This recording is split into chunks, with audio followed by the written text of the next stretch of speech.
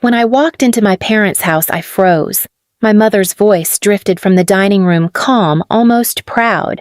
My sister's kids eat first, and Selena's boys can wait for the crumbs. My sibling laughed. My father didn't even look up. In the corner, my children sat with empty plates balanced on their knees, trying to act like they weren't hungry. My chest tightened, but inside, everything went still. I didn't argue. I didn't explain. I simply took my boys and walked out. What they didn't know, what none of them sensed, was that the moment they pushed my children into that corner, they pushed themselves somewhere far worse. Yes, I am Selena. And if I'm being honest, the scene in my parents' dining room didn't come out of nowhere. It was just the first time their hierarchy became so undeniable, so loud, that even my silence couldn't protect me from it. The truth is, the pattern began years before my boys Jalen and Theo were even born. When I was 17, still working my first part-time job, my mother, Ellen, a woman who always sounded one step away from a crisis, asked if I could help a little with groceries. My father, Harold, practical to the point of coldness, nodded and said it would teach responsibility. $20 there, $50 here, and before I understood what was happening, giving became a reflex. A habit, then an obligation.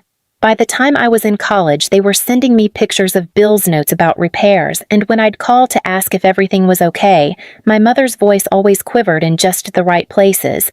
I didn't see it then, but looking back, it was choreography performed worry, perfectly timed. When I graduated and landed my first full-time job, the requests changed tone. They weren't "could you help" anymore. They became "we really need you." Dental work for my father, a broken appliance, a car issue. It always arrived as an emergency, urgent, unavoidable, and somehow always aligned with the weeks my paycheck deposited. And then came Vanessa, my older sibling. She was the one my parents bragged about. The one whose kids Lily and Caleb were always invited, always praised, always framed as the normal ones. When her car broke down, I helped with repairs. When she needed a boost with insurance, I covered that too. I told myself it was temporary. Family helps family, right? But when I got married to Darius, my husband a patient, steady man who saw more than I ever did, the imbalance sharpened. He'd ask, "Do they ever offer to help us?" I'd laugh it off. They're busy, but every time a holiday came around, every time there was something to celebrate, I noticed the seating arrangements, the invitations, the small moments of distance. Darius would gently step back during family conversations, as if he already understood he wasn't included in the script. And then came the kids. When Jalen was born, my mother held him like he was fragile glass, not precious, delicate, uncertain, as if she didn't quite know where he fit. When Theo arrived 2 years later, my father congratulated us, but his eyes flickered with the same hesitation. I told myself I imagined it. I blamed exhaustion, stress, anything but prejudice. But children feel things adults ignore. Jalen learned early that his cousins got the first turn, the best toys, the biggest slices. Theo picked up on the seating patterns, how Lily and Caleb always sat near the adults while he and Jalen were directed to play in the other room. And every time I felt something tighten in my chest, I convinced myself I was being oversensitive. The requests for money never stopped. They only grew. Mortgage help, medical bills, a sudden roof repair, a mysterious, unexpected expense that always popped up right before holidays. And every time I said yes, believing that generosity would eventually bridge the emotional divide. But it never did. The moment I walked into that dining room, the moment I saw my boys in the corner with empty plates, it wasn't just a shock. It was recognition. Nothing had changed. I had been funding a hierarchy that pushed my children to the edges. I had been financing a family who saw my boys as crumbs, not kin. And standing in that doorway, watching Lily and Caleb eat their second servings while my children stared at nothing, I finally understood. This wasn't a slip. This was the system. One I helped build without ever seeing it clearly. And once that realization settled in my bones, something else rose with it, something still sharp and absolute. I wasn't going to let them overlook my sons ever again. By the time I returned to my parents' house that evening, I thought the worst had already happened, that the humiliation of watching my boys sit in a corner with empty plates was the breaking point. I didn't realize the real trigger was still waiting for me, sitting quietly beneath the surface like a fault line ready to split. When I opened the front door, the house was too calm, the kind of calm that isn't peaceful, just empty. I stepped into the hallway, and that's when I heard it again. My mother, Ellen, the woman who raised me on phrases like family first, was speaking with the same tone she used when justifying anything she didn't want to question. "My sister's kids eat first," she said, "and Selena's boys can wait for the crumbs. It's only practical." My sibling Vanessa, the one who'd always assumed her children belonged at the center of every family moment, gave a small laugh. "It's better they get used to it now," she added. "They were born to live off what's left." And then my father, Harold, steady, logical, never emotional, closed the circle.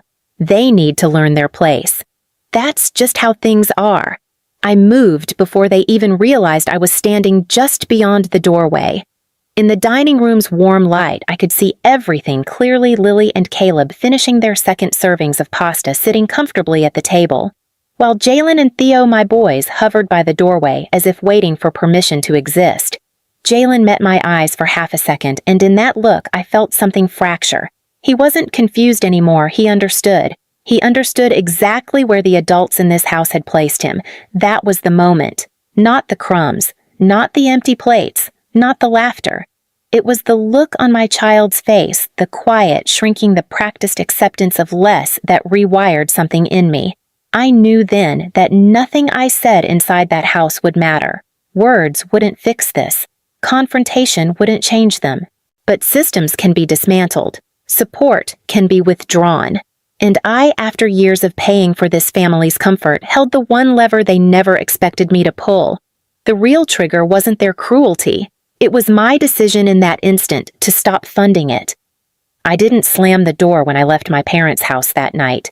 I didn't raise my voice or make a scene. I simply placed a hand on each of my boys' backs, guided them toward the car, and buckled them in. The silence between us felt thick, heavy enough to push against my ribs, but I kept my breathing steady for their sake. Children read everything through the smallest cracks in a parent's face. When I pulled into our driveway, Darius, my husband, the man who never missed the shifts in my mood, opened the door before I even touched my keys. One look at me, one look at the boys, and he knew. He didn't ask. What happened, like most people would? He just said gently, "Let's get them settled first." He helped Jalen find his sketchbook. He guided Theo toward the living room couch and put on the nature documentary he loved. Only when they were busy in their small worlds did Darius return to the kitchen, lean against the counter, and wait for me to speak. I didn't know where to start, so I started with the words that hurt the most. "My mother said the cousins eat first," I whispered, "and my kids, my boys, should wait for the crumbs." The muscle in Darius's jaw shifted, but he stayed still. And my sibling laughed. I continued. My father backed them up. They weren't joking. They meant every word. I expected anger from him, outrage. But instead, Darius breathed out slowly, like he had always known this moment would arrive. "Sit," he said softly. I sat. "Selena," he began, "you've been supporting that entire household for years. Bills, repairs, payments, all of it. And you've never asked what any of that has cost you, not in money, but in dignity. I wanted to defend them the same way I had for years. But nothing came out, because the truth had already been sitting in the back of my throat since the moment Jalen looked at me with those sad, understanding eyes. They don't see our sons as family, Darius said. They see them as a complication. And they see you as the solution they can drain without ever being grateful." I didn't argue. I couldn't. That silence, the one that settled between us, wasn't defeat. It was clarity. He reached across the table and took my hand. So he asked quietly, "What do you want to do?" And just like that, the quiet plan began. I stood up, walked to the drawer where we kept important papers, and pulled out my laptop and a clean legal pad. I'd bought the pad months ago, planning to use it for work notes. It had remained blank until that night. I drew 4 columns: mortgage, auto, utilities, emergencies. Then I opened the banking app I had avoided looking at too closely. I scrolled, page after page of transfers, payments tagged with messages like, "Just until we're caught up. Family helps family. We're short this month. It's just temporary." Under each category, I wrote numbers, dates, amounts. The pad filled faster than I expected. When Darius sat beside me, he didn't interrupt. He simply slid a second pen across the table in case I needed it. By midnight, the pattern was undeniable. 8 years of support, structured, steady, almost scheduled. I whispered, "They've built their lives around my income, and they've built their arrogance on it too," Darius replied. I didn't cry. Not because I was strong, but because something colder had settled into my chest. A kind of quiet steadiness I'd never felt before. "I'm done," I said. Darius nodded. "Then let's make a list. First, call the mortgage company."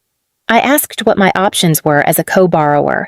When the agent explained the process for removing my self-refinancing qualification requirements' potential sell-off if they couldn't meet the numbers, I wrote every detail down. Second, call the auto lender. I instructed them to require my authorization for any credit adjustments or refinancing tied to my previous co-signature. Third, the utilities and payments I'd set up during emergencies. I canceled every automatic transfer. Fourth, the savings transfer I'd created years ago as a temporary cushion for my parents. Deleted. Permanently. Fifth, my accountant. I sent an email requesting a full audit of personal support given to extended family over the past 8 years. Sixth, a family lawyer. Not for lawsuits, just for clarity, boundaries, and documentation. Every step was done quietly. No grand announcement. No confrontation. Just removal. Just the ending of access. Around 2 a.m. after the last account was adjusted, I closed my laptop and set my pen down. The house was silent. Even the refrigerator hum felt distant. Darius placed a mug of warm tea beside me, not as comfort, as anchoring. "Do you feel better?" he asked. "No," I said honestly. "I feel awake." There was no satisfaction, not yet, just a realization. My silence that night, walking out without a word, refusing to plead or argue, had been the first act of power I'd taken in years, and the blueprint I drafted on that legal pad that was power solidified. Every unchecked box on my family's budget, every deposit they expected, every bill waiting for my name. All of it would hit them like a winter storm they never prepared for, not because I wanted revenge, but because I needed protection. For my sons. For my home, for the part of me that remembered what crumbs used to taste like. The quiet plan wasn't emotional. It wasn't explosive. It was administrative, methodical, precise, a quiet rebalancing long overdue. And by dawn, as I watched the first light stretch across our kitchen floor, I realized something they had taught my children to expect less. Now they would learn what happens when I stop giving more. The first sign that my silence had reached them came exactly 48 hours later. I was packing Jalen's art supplies for school when my phone lit up with my father's name. Harold, the man who rarely called unless a payment was late or a new problem had surfaced. "Selena," he said, "without greeting, there seems to be some kind of issue with the mortgage. The transfer didn't go through." I didn't bother sitting down. "There's no issue," I replied. I canceled it. The pause on the other end was sharp, the kind that cuts through a person's certainty. "You canceled it." "Without warning, I warned you," I said quietly. "You just weren't listening." He inhaled like he was steadying himself. "This is your parents' home. We rely on, I know exactly what you rely on. I cut in. That's why it stopped." Before he could respond, another call buzzed in. My sibling Vanessa, who had laughed while my sons sat hungry in a corner, was already spiraling. I picked up. "Selena, what did you do?" she demanded. "My car payment got rejected. They said the cosigner blocked adjustments. You know I can't afford a hit on my credit right now." I leaned against the counter, watching the morning sun land on Theo's cereal bowl. "You'll have to manage," I said. "The way you expect my sons to manage with whatever scraps they're given." That was a misunderstanding. You said I reminded her that my boys were born to live off what's left. Those were your words. Silence, not guilt, just the sound of someone recalculating their losses. Before she could recover my mother, Ellen, the architect of emotional leverage, called through FaceTime. I let it ring twice before answering. Her face appeared tight with panic. "Sweetheart," she began shakily, "your father and I need to talk to you. The bills. Things are piling up faster than we expected. We're in a difficult situation." "Are you?" I said calmly. "You know we depend on that support. It isn't fair to punish us like this." "Punish." The word hung there. "You punished my sons," I said, right in front of me. "That was different," she insisted. "We were being realistic about how the world works." "No," I said. "You were being realistic about how much you thought you could get away with because you assumed I'd always pay." Her expression cracked first confusion, then fear. "Selena, please. We could lose the house. And my children," I said softly, "could have lost their sense of worth if I stayed silent." She flinched. I didn't raise my voice. I didn't threaten. I didn't bargain. I simply laid out the truth in the same steady tone they'd used while ranking grandchildren by normalcy. "The mortgage help won't return," I said. "The automatic transfers are gone. The cushion fund is gone. The co-signing access is locked. From now on, you live on your income like every other adult." "Selena," she whispered, "you can't do this to us." "I'm not doing anything to you," I replied. "I'm stopping what you were doing to my children." Another silence, this one raw, unshielded. For the first time in years, I wasn't the one scrambling to fix the fallout. They were. And somewhere in the background of their panic, urgent shuffling, raised voices, footsteps pacing across hardwood, I heard the beginning of something they never thought they'd feel. Desperation. The same desperation my sons felt sitting in a corner with empty plates. Only this time, the emptiness wasn't on my children's laps. It was in my parents' bank accounts, in their plans, in the security they believed I owed them. Their hierarchy collapsed exactly where it was built, on the foundation of my silence. And now, that silence was gone. In the weeks that followed, the fallout settled into place with a quietness that felt almost surreal. There were no dramatic confrontations, no midnight arrivals at my door, no scenes worthy of a family intervention. Instead, everything unfolded the way truth usually does, slow, steady, and impossible to outrun. My parents, Ellen and Harold, who once lived in a house too large for their real needs, moved into a modest apartment on the other side of town. My sibling Vanessa, who used to speak casually about comfort levels and normal-looking families, picked up extra shifts to cover the payments she'd once assumed I'd manage. But in my own home, the air felt lighter. Jalen, my thoughtful 8-year-old, started taking the main seat at our dinner table, the one he used to avoid because that's where guests sit. Theo, always energetic, began talking more, asking questions, telling stories, laughing louder than he ever had at my parents' house. One evening, as I washed dishes after dinner, I watched them through the kitchen doorway. They weren't waiting for permission. They weren't checking adults' faces to see if they were allowed to take seconds. They simply existed, comfortable, visible, whole. Darius stood beside me drying plates. "You seem quieter," he said. "I'm not quiet," I answered. "I'm settled." He nodded understanding without needing explanation. The quiet wasn't emptiness anymore. It was space. Space to think. Space to breathe. Space for my children to know that their worth wasn't measured by someone else's hierarchy. I didn't feel triumphant. I didn't feel vengeful. I felt aligned with myself, with my boys, with the boundaries I should have drawn years ago. What they lost was comfort. What I gained was clarity. And for the first time in a long time, that balance finally felt right. In the end, it wasn't the money I took back that changed everything. It was the space I reclaimed. The day my parents taught my sons they were meant for crumbs was the day I stopped feeding a system that starved them.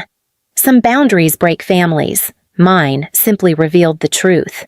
My boys don't sit in corners anymore. And I will never apologize for choosing their worth over anyone's comfort, not even my own parents. If this story resonates with you, stay with us. Like, subscribe, and share your own boundary-setting moment below. Your voice might be the spark someone else needs.